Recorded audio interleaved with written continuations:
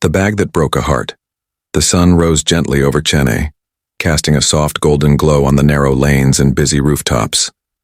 The scent of jasmine and filter coffee filled the morning air, weaving through homes where life was already beginning to stir. In one of those modest homes, a woman named Lakshmi stood before a small altar, lighting a diya and whispering a prayer. Her sari, simple and faded from many washes, fluttered slightly as a warm breeze entered the room. Her eyes, though gentle, held a quiet strength, a strength forged through years of raising children with dignity, despite a life filled with financial strain. Lakshmi was the mother of Sundar Pichai. Though the world knew him as the CEO of Google, to her he was still her shy, thoughtful boy, who once saved up his lunch money to buy her a birthday card. It had been many years since Sundar left India for the United States, but they spoke often. He called her every Sunday without fail, even during the busiest weeks of his career. He always asked the same questions. Did she eat? Was her health okay? Did she need anything? And she always answered with a smile and the same lie. I have everything I need, Kana. But today was different. Sundar had arranged something special for her birthday. After all these years of simple living, he wanted to give her a gift that was more than just an object. It was a message. A message that said, you matter, you're not forgotten, and you deserve the best. So he had booked her a car and asked a personal assistant in Chennai to escort her to a luxury boutique in the city. It was one of those high-end places she'd only ever seen in magazines where people spoke in soft voices and perfume hung in the air like mist. Lakshmi hesitated before stepping into the boutique. The glass doors slid open silently, and inside, the polished floors gleamed under soft lights. Her sandals made a quiet tapping sound as she walked in, her cotton sari and silver bangles a sharp contrast to the designer dresses and expensive heels worn by the women browsing the shelves. She clutched her small purse tightly. She had been told that a special bag was reserved for her, a custom-made, hand-stitched leather handbag that Sundar had picked out himself. It wasn't just expensive, it was personal. Etched inside the lining were the words, "To Amma, with all my love, Sundar." She stepped up to the counter. Behind it stood a young woman with carefully curled hair and cold eyes. Her name tag read, Ria. Lakshmi smiled and said softly, "My son told me to come here. He said there's something waiting for me." Ria glanced at her, then at the security guard near the entrance. She looked Lakshmi up and down, taking in her plain sari, her worn sandals, her timid voice. She didn't smile. Instead, she tapped something on her tablet and said, "Are you sure you're in the right place, Auntie? We don't keep things on hold here unless there's a name." Lakshmi's smile faltered. "Yes, Ma. My son's name is Sundar. Sundar Pichai." Ria paused for a beat. Then she smirked. "Nice try. Everyone's someone's mother these days. We've had people come in pretending to be Bollywood stars' cousins. Do you have any proof?" Lakshmi opened her small purse and took out a folded piece of paper. It was a printout of an email from Sundar's assistant with the boutique's name, the date, and the message. "Please receive Mrs. Lakshmi Pichai warmly. We've reserved a custom handbag. Everything is paid for." Ria barely glanced at it. She waved her hand. "This could be fake. We don't accept printouts. And frankly, if your son is who you say he is, why wouldn't he send someone who looks a bit more like him?" A few shoppers nearby had started to turn their heads. Lakshmi felt her cheeks flush. Her fingers tightened around the paper as her voice wavered. "Please, I don't want anything else. I was told to come. I just want to take the bag and go home." Ria's voice turned icy. "Madam, please don't cause a scene. We reserve the right to refuse service if something feels suspicious. I suggest you leave." Lakshmi's lips parted, but no words came. Something in her chest sank like a stone. For a long moment she stood still, the light catching the silver in her hair. Then slowly she turned and walked toward the door. Her steps were slow, her heart heavier than ever. Outside, the driver noticed her returning without the bag. "Ma'am?" he asked. But she didn't answer. She simply sat in the back seat, folded her hands in her lap, and whispered, "Please take me home." Meanwhile, in a quiet corner office high above the clouds in California, Sundar was finishing a board meeting. As he checked his phone, he noticed a missed call from his assistant in India, and a message. He opened it quickly.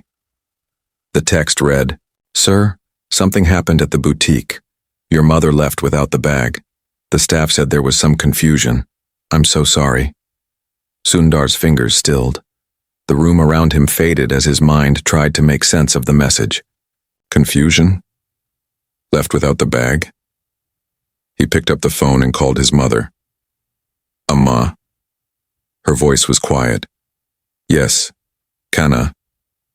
Did something go wrong?" She paused. Then, very gently, she said, "Maybe it was not for me after all." The line went silent.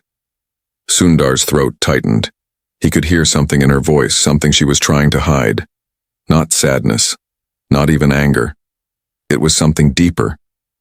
A quiet kind of shame. And in that moment, something shifted inside him. This wasn't just about a bag. This was about dignity.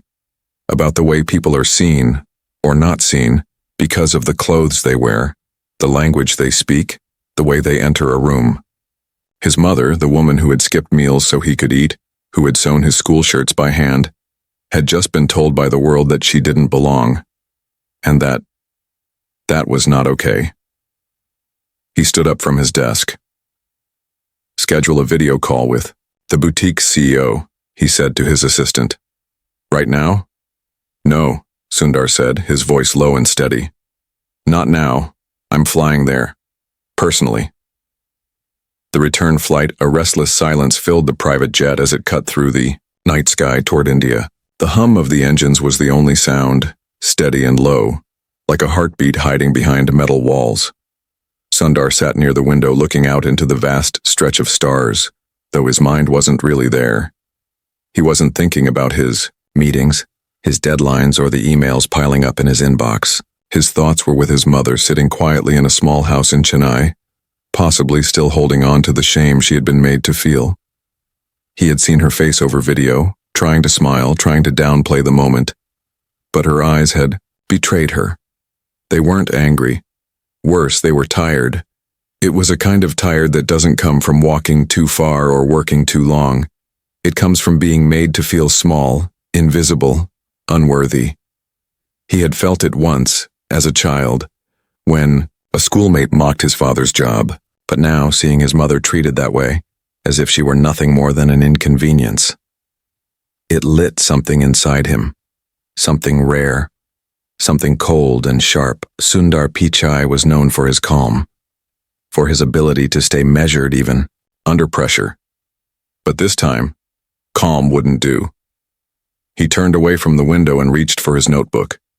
He began writing, not emails, not press statements, but memories. He needed to remember where he came from before facing those who had forgotten how to treat others with dignity. He wrote about the long walks to school, the nights without electricity, the times his mother sewed his trousers late into the night with tired fingers and a lamp that flickered more often than it shone, and how she still smiled the next morning as she served him idlis and sent him off with a soft kiss on the forehead. He remembered how she had once stood in line for hours to get his passport stamped for a scholarship trip. She had waited in the rain, soaked to the skin, with nothing but a plastic bag over her head, so her son could get on a plane to the future. And now that same woman had been made to stand at the edge of a polished boutique, silently questioned, judged by her clothes, her skin, her voice. The jet touched down in Chennai just after dawn. The streets were slowly waking up. Horns began to sound. Tea stalls opened their shutters and life resumed its steady rhythm. Sundar didn't go straight to the boutique. Instead, he told the driver to take him home. Not to a hotel, not to a corporate guest house, but home. When he arrived, the gate was already open. His mother was sweeping the front porch, her sari tied up at the waist to keep it from dragging in the dust. She looked up in surprise. "Kana," she said. Sundar stepped out and walked up to her. He didn't say anything at first, just reached for her hand and kissed her forehead, the same way she had done to him 1,000 times before. "You should have told me," he said quietly. She looked away. What would you have done? They don't know me. I don't belong there. Sundar's voice grew firmer. Amma, that's not true. You belong anywhere you want to be. You don't need permission to be treated with respect. She gave a tired smile. I've lived a full life, Kana. These things don't matter now. But they did. And Sundar knew it, not just for her, but for everyone who had ever been judged too quickly, dismissed too easily because they didn't look the part. He stayed with her that morning, ate breakfast with her like old times, his suit jacket hanging on the back of the chair while he picked at a dosa with his hands. She told him stories about the neighborhood, the auntie down the road who had gotten a new knee, the boy next door who had won a prize at school. He listened, not as a CEO, not as a public figure, but as a son. Her son. By noon, he stood to leave. I have somewhere to go, he said. You want to come with me? She raised an eyebrow. Where? He smiled. Somewhere you've been before. Her eyes narrowed with suspicion. Is this about that shop? No, Kana. Let it be. But Sundar didn't move. Amma, please. She sighed, got up, and followed him. The driver opened the door, and they climbed into the car. The city whirled past them as they drove toward the heart of Chennai. Lakshmi recognized the road.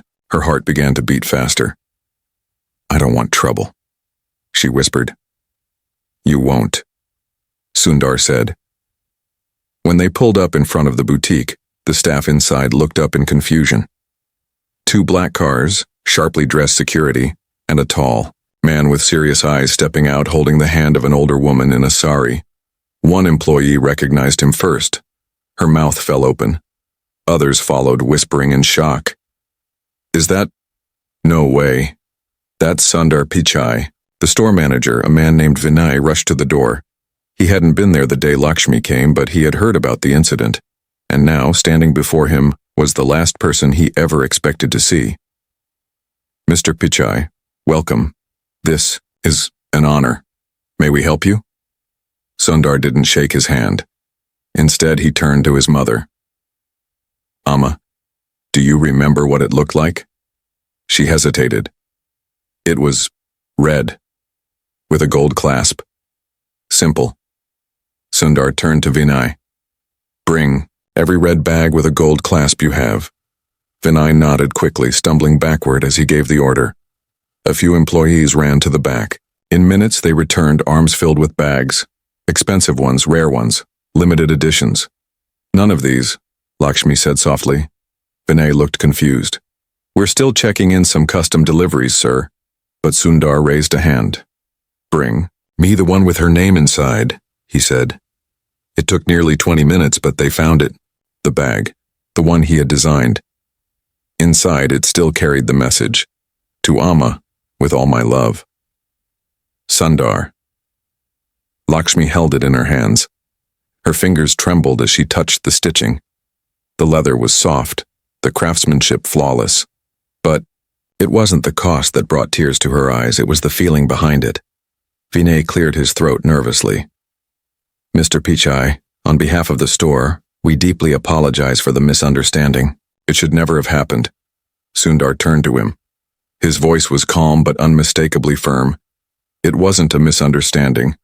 It was a judgment. You saw an old woman in simple clothes and decided she didn't matter. That's not a policy issue. That's a values issue. Vinay swallowed hard. We will conduct training. We'll do better. Sundar nodded once. Good. But don't just do better for me. Do better for the next mother who walks in here. The one who doesn't have a famous son. Lakshmi tugged gently at his sleeve. Kana, I think we've said enough. He looked at her and softened. Okay, Amma. They turned and walked out, the bag now in her hands, not because of its price, but because she had finally been seen. Outside, the press had started to gather. Word had spread. Cameras clicked, microphones pushed forward. Reporters shouted questions. Mr. Pichai, what happened inside? Why are you here? Who is this woman with you? Sundar turned to the cameras and spoke quietly. "This is my mother," he said, "and she is worth more than any brand name in this world."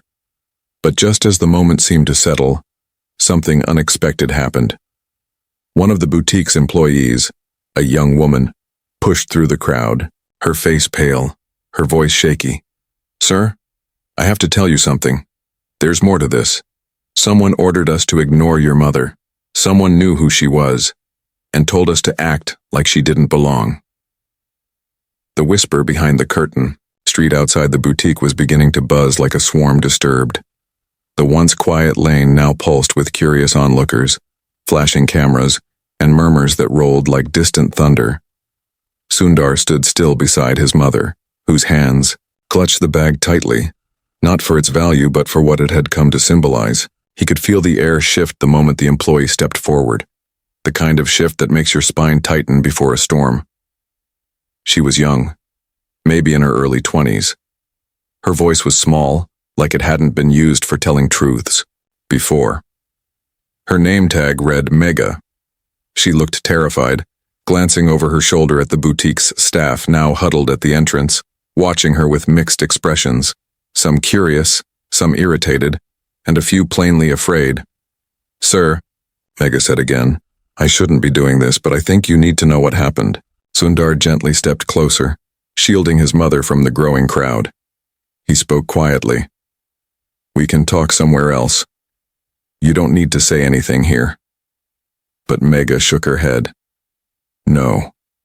I need to say it now, before they try to stop me." Lakshmi placed her hand lightly on the girl's arm, a quiet, wordless encouragement that only a mother could give. It steadied her. "The day your mother came in," Mega began, "I was in the back room helping with inventory. We were told someone important was coming. They didn't say who. But about 30 minutes before she arrived, our assistant manager, Ria, she got a phone call." Sundar's eyebrows raised slightly. "A call?" "Yes," Mega continued. "She went outside to take it, but when she came back she was different, tense, annoyed. She pulled two of us aside and said that someone might come in pretending to be connected to a high-profile client. She said if we saw anyone suspicious or too ordinary, we were to be polite but firm, and not let them collect anything without double confirmation." Lakshmi looked down, her voice barely audible. "Ordinary?" Mega's face turned red. "I'm sorry, ma'am, I don't agree with what she said. But we were told to follow orders." Sundar's voice remained calm, but there was steel under it. "And you think this call was about my mother?" Mega nodded. "I do. Later, I overheard Raya telling the manager something like, 'We avoided a mess today.' Can you imagine if we handed over a designer piece to someone off the street?" And then she laughed. "But what caught my attention?" She said, "Don't worry, the instruction came from up top. We did what we were told."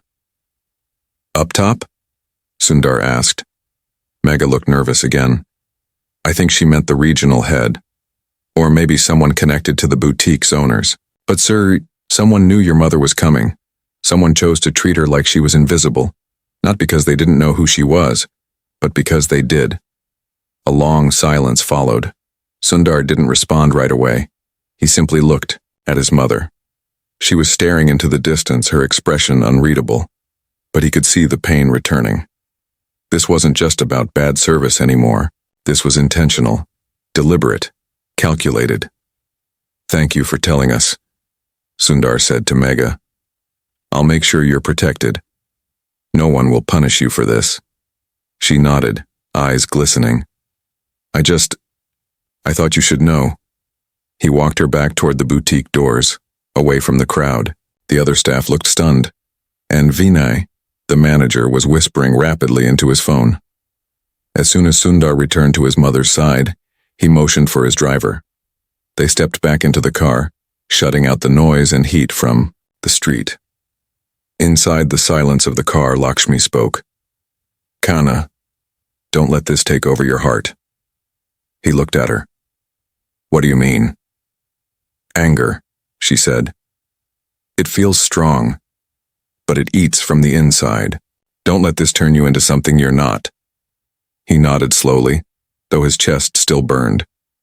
But her words, gentle and clear, tethered him. I won't forget, he said, but I'll handle it the right way. That evening, Sundar checked into a small hotel near Marina Beach. He didn't want to stay at a luxury property. He needed space, not polished lobbies and fruit baskets, just time. Time to think, to plan, to understand. He made a few phone calls, one to his legal team, another to a contact at the boutique's parent company. Both conversations ended with quiet promises of action. But that wasn't enough. He knew something deeper needed to happen, not punishment, not revenge, but something that would shift the way people were treated, not just his mother, but all the other mothers who walked into places where they weren't expected to belong. As he sat on the small balcony, watching the sea roll in with the tired rhythm of the evening, he opened his laptop and began to write. He didn't write a press release. He wrote a letter, not to the boutique, not to the media, but to every person who had ever been dismissed, overlooked, or humiliated for looking ordinary. When I was a boy, he began, my mother used to walk with me to school in the heat. She didn't wear expensive clothes. She didn't speak English with fluency, but she carried herself with quiet dignity. And when I failed, she lifted me. When I succeeded, she stood behind me, not in the spotlight but in the shadows, smiling. Today, that same woman was treated like she didn't matter. And this message isn't about outrage, it's about truth, because we are surrounded by people who carry greatness in silence, who deserve respect not because of what they wear, but because of who they are. To every person who has been judged too quickly, this is for you. And to the people who judge others by their surface, please look deeper. Your world will become richer if you do. He signed the letter and saved it, but he didn't hit send. Not yet. He needed to speak with one more person. The next morning, he arrived at a small office building in the center of the city. Inside was a regional office for the boutique's brand. He had requested a private meeting with the regional director, the person he believed had given the order to ignore his mother. The director, a woman named Anita, was already waiting. She was tall, confident, and clearly unsettled. Mr. Pichai, I want to start by saying we're very sorry. Don't, Sundar interrupted. Don't start with that. I'm not here for an apology. I'm here for the truth. Anita blinked, caught off guard. Did you instruct your team to ignore a woman because she didn't look the part? He asked. She shifted in her seat. Mr. Pichai, you have to understand we get dozens of cases of fraud every year. People pretending to be relatives of celebrities, trying to pick up items they didn't buy. Did you know who she was? Anita hesitated, then nodded. We had received a note that someone matching her description would come. I was told that it might attract attention if we treated her differently. That maybe it was better to avoid the risk of news leaks or photos if the delivery was made quietly. Sundar's eyes narrowed. So instead of being discreet, you decided to be dismissive. She didn't answer. He leaned forward. You took one look at her profile, middle-aged Indian woman, modest appearance, and decided she wouldn't bring you headlines, only headaches, so you buried her, politely. Anita's voice cracked slightly. We didn't mean to cause harm, but you did. He stood. You can make this right, he said, not with compensation, not with a press event, but by changing the way you train your people, by changing what you value. Anita nodded slowly, ashamed. We will. Sundar paused at the door. One more thing, he said. There are many more like her, mothers, fathers, people who raise this country in silence. Next time one of them walks into your store, treat them like they matter. He walked out, leaving Anita sitting at the edge of her chair, unsure whether she had just faced a man or a mirror. That night, Sundar finally hit send. The letter went viral in less than an hour, and as the world read his words, stories began to pour in. Hundreds, thousands. Tales of silent pain, hidden grace, and dignity denied, but also of hope. because someone had spoken, and that voice had made others brave enough to speak too. But just as the momentum grew, Sundar received a new message. A small video clip from a hidden camera inside the boutique. It showed a meeting, quiet, tense, between Raya and another figure, a man, not an employee, not a manager, but someone who had deliberately planned the insult, and the reason was personal. Shadows from the past. The video clip played in complete silence. The only sound in the room was the soft click of Sundar's laptop fan as it worked to keep up with the intensity of the moment. He leaned forward, elbows on the desk, eyes locked, on the grainy footage that had just been forwarded to him by a concerned whistleblower. The clip was short, barely 2 minutes, but every second felt heavier than the last. The footage showed the boutique's back office. Dim lighting, a shelf of sealed designer boxes, a small table with a water bottle and a clipboard.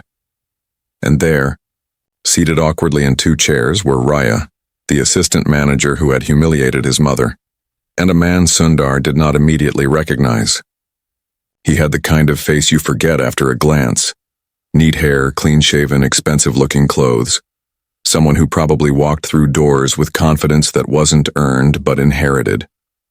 The clip had no sound, but actions spoke loudly. The man leaned in close to Rhea. He tapped his phone and showed her something. Her face changed. First confused, then a smirk. She nodded and crossed her arms as if she had been given permission to act out something she had already believed. The man stood up, slipped something into her hand, maybe a card, maybe cash, and walked out with his back to the camera. It wasn't a long meeting, but Sundar saw enough. This hadn't been a misunderstanding, or a mistake. It had been a setup, and the deeper question now hovered in the air like smoke refusing to clear. Who was the man? Sundar replayed the clip, frame by frame. Paused, zoomed in. His face was blurry, but there was something about his body language, the way he walked, the way he wore his watch, his posture. All of it gnawed at Sundar's memory, and then, like lightning through a quiet sky, he remembered. Not the man's name, but the moment. It had been almost 15 years ago, long before Sundar was known to the world. He had been invited to a tech summit in Singapore. It was his first international speaking event. His shoes were borrowed, his jacket slightly too big. He had been nervous, checking his slides over and over on a borrowed laptop that barely held a charge. The summit was filled with venture capitalists, CEOs, and socialites, all gathered to hear about the future of innovation. And there, among the crowd, had been a young Indian businessman named Arnav Mahadevan. Arnav was the opposite of Sundar in every way, loud, confident, born into wealth. He had made headlines not for inventions but for investments. His family ran a chain of luxury fashion houses across India. He didn't build them. He inherited them. And he carried that entitlement with ease. At the summit, Arnav had mocked Sundar's presentation during a coffee break. Interesting pitch, he'd said, his voice dripping sarcasm. But your slides look like they were made in a hostel. Sundar had smiled politely. It's not about the slides, it's about the idea. Arnav laughed. Sure, but ideas don't matter if no one listens, and no one listens unless you look the part. That moment had stayed with Sundar for years, not because of the insult, but because it had been one of the first times he realized how deeply appearances controlled perception in certain circles. And now, 15 years later, Arnav was back. This time, behind a curtain. This time, targeting his mother, Sundar sat in silence for several long minutes staring at the paused frame. The bitter irony wasn't lost on him. Arnav, the man who once dismissed him as unimportant, had reappeared not in a boardroom or a debate, but in the back room of a boutique, orchestrating a petty act of cruelty. But why? Why now? Why Lakshmi? He opened his contacts and made a call to his assistant. I need everything you can find on Arnav Mahadevan. Financials, partnerships, locations, anything. Of course, sir, came the reply. He ended the call and leaned back. This wasn't about retaliation. It was about understanding. And as the sun began to rise again over Chennai, painting the city in the soft orange of a new day, Sundar felt something different inside him.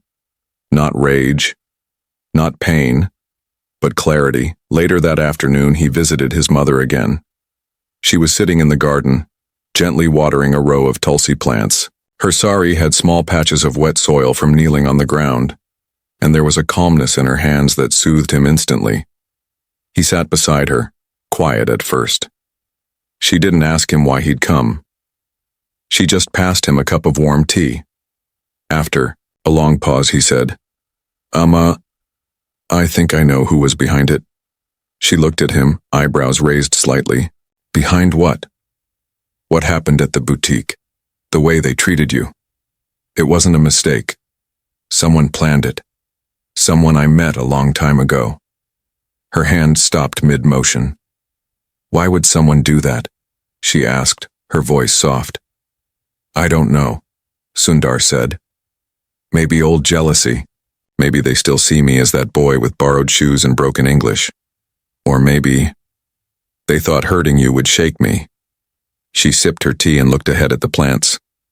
"And did it?" He didn't answer for a moment, then said, "Yes, but not the way they hoped." She placed her cup down.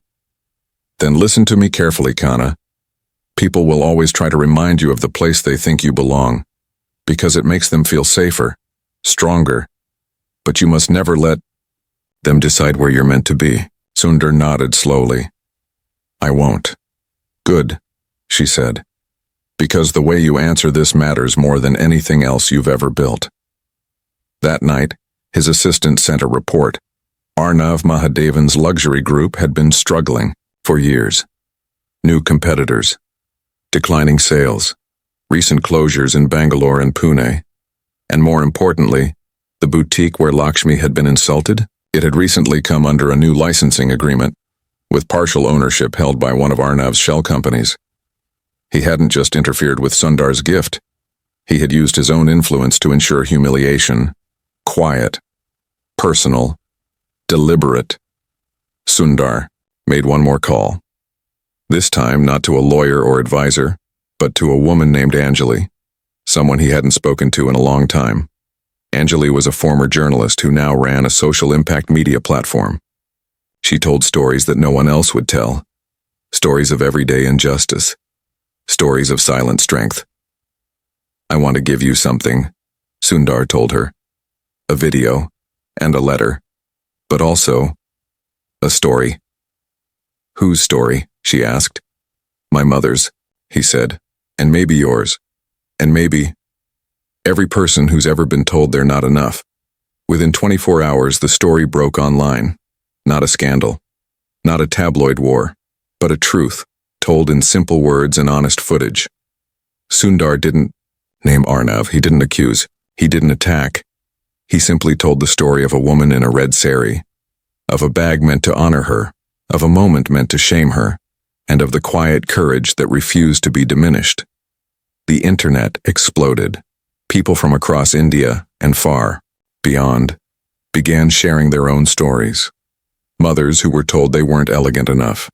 Fathers turned away from stores for wearing slippers. Students mocked for their accents. Janitors ignored in offices they cleaned every day. And somewhere in a cold apartment in Mumbai, Arnav Mahadevan watched it all unfold. His name wasn't mentioned, but he knew. He saw the video, saw the whispers, saw the truth rising like a tide he could no longer control. He poured himself a drink, and then he made a phone call to someone unexpected, someone he hadn't spoken to in years, and on the other end of that call was someone who had once helped Sundar and might now be forced to betray him. Betrayal in the echo. The soft hum of the overhead fan was the only sound in the room. It spun slowly like a thought circling without end. Across the table, a phone vibrated against polished wood. A name blinked across the screen. Arnav Mahadevan. The woman stared at it, unmoving. Her name was Maya, and years ago she had been one of Sundar's earliest allies. Back when he was just an unknown name trying to push the limits of mobile software, Maya was part of a small advisory group, tech strategists, ex-journalists, and quiet thinkers who helped him shape early ideas and open doors. She had believed in him before the world did. And when the world finally caught up, she quietly stepped back, choosing a different path. She started her own consultancy, staying away from the spotlight. But now Arnav was calling, and the past was reaching forward like a shadow trying to touch the present. Maya didn't answer right away. Her hand hovered over the screen, conflicted. Finally, she picked it up and spoke quietly. "Arnav," she said. His voice came through, casual, too casual. "Maya, it's been a long time." "It has," she replied. "Why are you calling?" He paused, then said, "You saw the video." "Everyone saw the video," she said flatly. "And the letter." Arnav's tone shifted. Less charm now, more calculation. "I think you know the story is incomplete." "No," Maya said. "I think it's very complete. It's just uncomfortable for some people." He chuckled, a dry sound. "Come on, Maya. You're smarter than that. You know Sundar doesn't play clean anymore. He's built an empire. He uses his words like weapons. This story, it's designed to destroy people." "It's designed to tell the truth," she said. A silence stretched between them. Then Arnavi said quietly, "I know you still have influence. You're respected, trusted. You're one of the few people who can challenge him publicly without looking petty." Maya's voice turned cold. "Why would I want to challenge him?" "Because he left you behind," Arnav said. "Because he outgrew you and never looked back. Because maybe deep down you wonder if your name should have been up there next to his." Maya didn't answer. The silence wasn't agreement, it was disbelief. The kind of stillness that comes when you realize someone no longer knows who you are. "You need something from me," she finally said. "No," Arnav replied.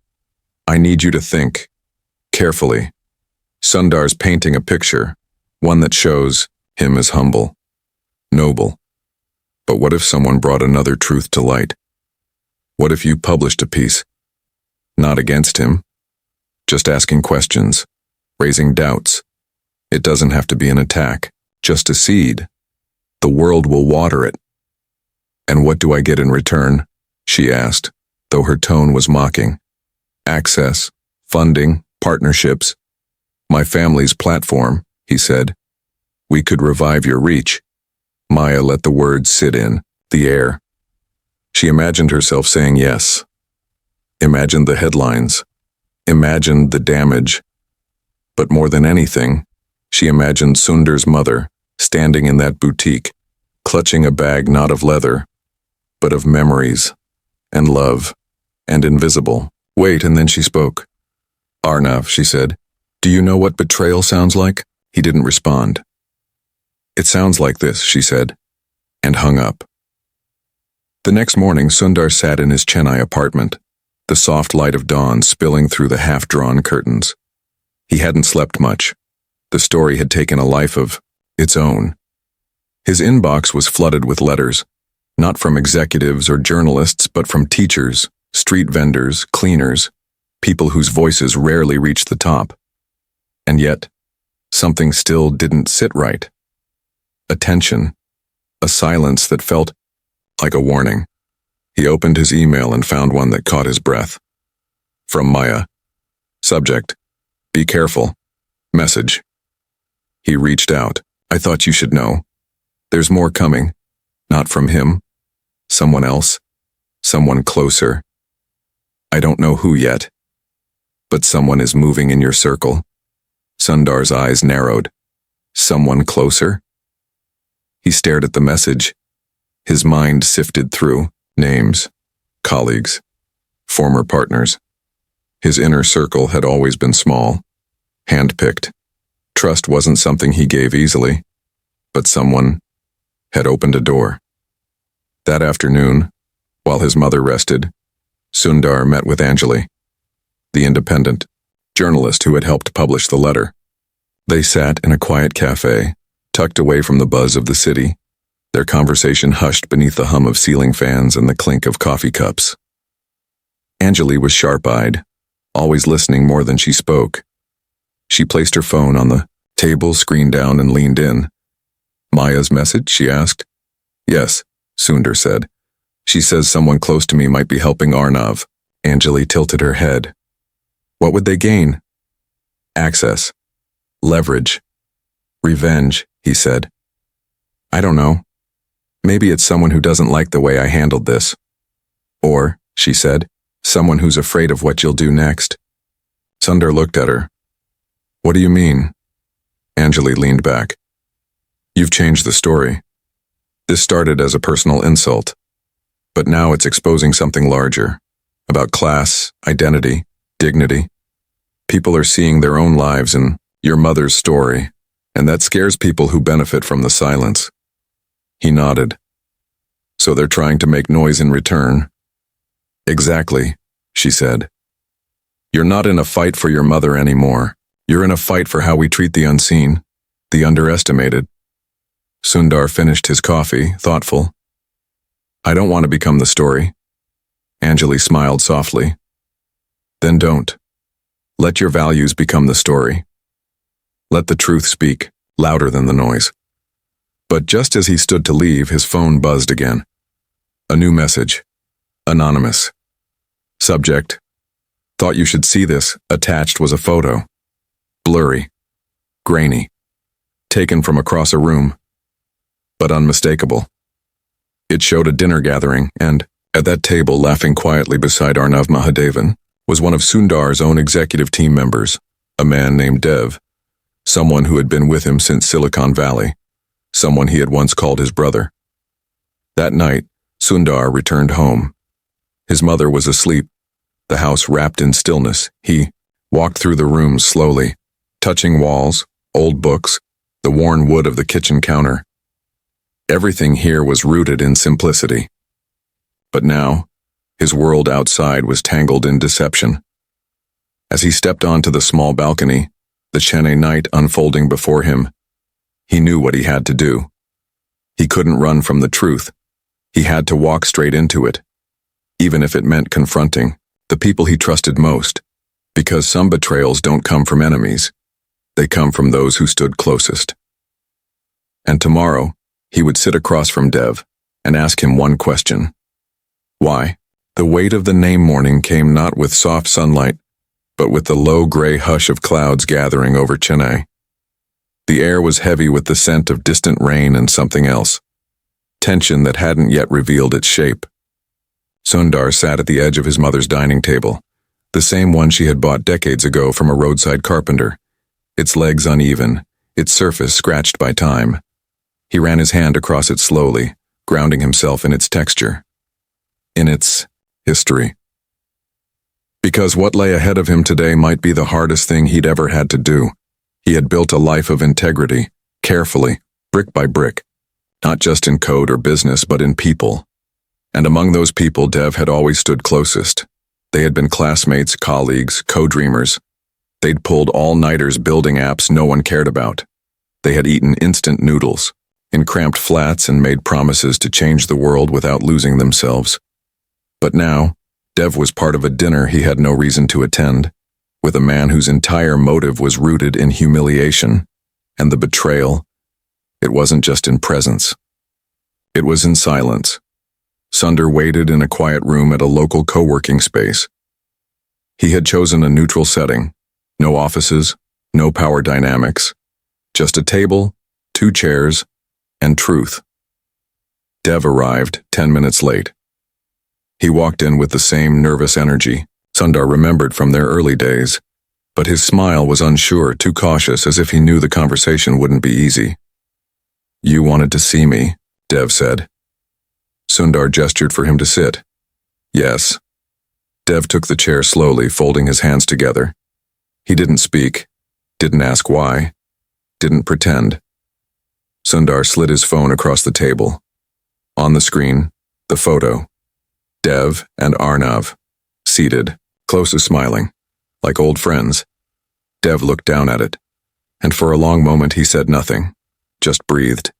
And then, without deflection, without denial, he nodded. I met him, he said. Why? Sundar asked. His voice was steady, quiet, but there was an edge in it. Not anger, Something deeper. A wound trying not to bleed. Dev hesitated. He reached out after the story broke. Said he wanted to talk about public perception, reputational strategy. He knew I'd worked with you. Said I could help give perspective, and... You went? Sundar said flatly. Yes. And did you help him? Dev looked up. No. I didn't say anything against you. I didn't feed him stories. I listened. I tried to understand what he wanted, but I was curious. Curious? Sundar's voice hardened. About what? About whether you've changed. That. Stop Sundar cold. Dev continued, voice low. You're not the same person anymore, Sundar. And that's not a judgment. It's just truth. You're a symbol now. A name. People look at you and see something bigger than you. And somewhere, along the way, I think some of us started feeling smaller beside you. The words landed heavily. Sundar looked away. So you sat with a man who planned to humiliate my mother? He said quietly.